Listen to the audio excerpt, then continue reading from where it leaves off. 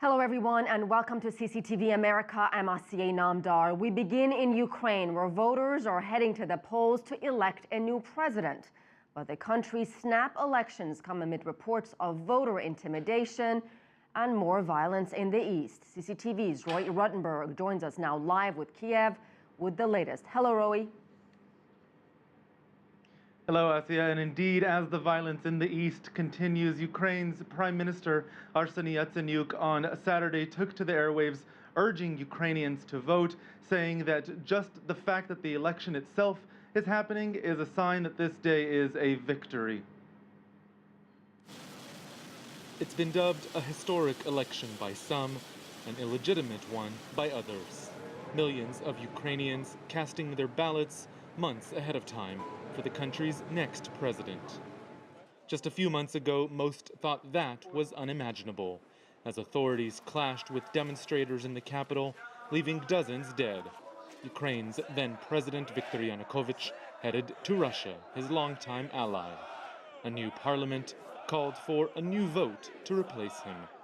Within a month, ethnic Russians in the region of Crimea broke away from Ukraine. And just 2 months later, armed opposition groups in the eastern regions of Luhansk and Donetsk said they'd follow suit. Ukraine has recognized neither, and a violent confrontation between separatists and the authorities there continues. Still, the government vowed to push ahead with elections. We hope that the presidential election will solve these problems. We have who to choose from, and it is fully legitimate. Everything is normal. The frontrunner is Petro Poroshenko, one of Ukraine's richest men. He's a former economy minister and foreign minister. Trailing behind him is Yulia Tymoshenko, a former prime minister. She's considered Russia's favored choice. All those people who were in power before are now going to get into power again. I am not expecting any kind of radical changes. I believe that we're voting in order to elect the least possible of evils. Many had wanted to see new faces, but experts say that would have been tough.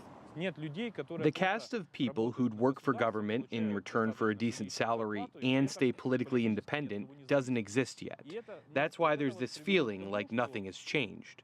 But the wheels of a state as big as Ukraine are quite huge, so it's hard to change quickly. The government admits it'll take time, but says Sunday's vote is a step in the right direction.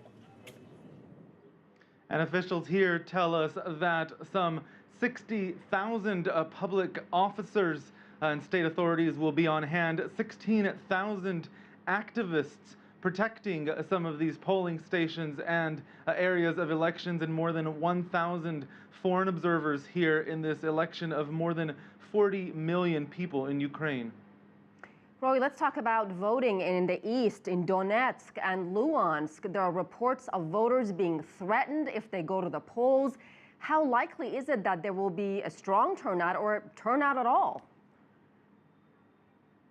The Ukrainian state security services have said they will halt their, quote, anti-terrorist operations on Sunday to allow the voting. We heard from at least one of the separatist groups, the so-called Donetsk People's Republic, or DPR, saying that they would also stop fighting on that day so as not to provoke Ukrainian forces, though they did say they will reserve the right to respond. We have seen in recent days the state head administrator for the Donetsk region, the Kiev-backed administrator, saying that there will be more than 2,400 polling stations in the Donetsk region, 23 electoral commissions, but we know, based on local observations, that some of those electoral commissions are being occupied by the separatist groups. Ironically, if people in the east did vote, they would likely vote of all candidates for Yulia Tymoshenko, the one I said who is favored by Moscow. If they don't vote inadvertently, and perhaps ironically, they may give Petro Poroshenko the outright majority he needs to win in a clear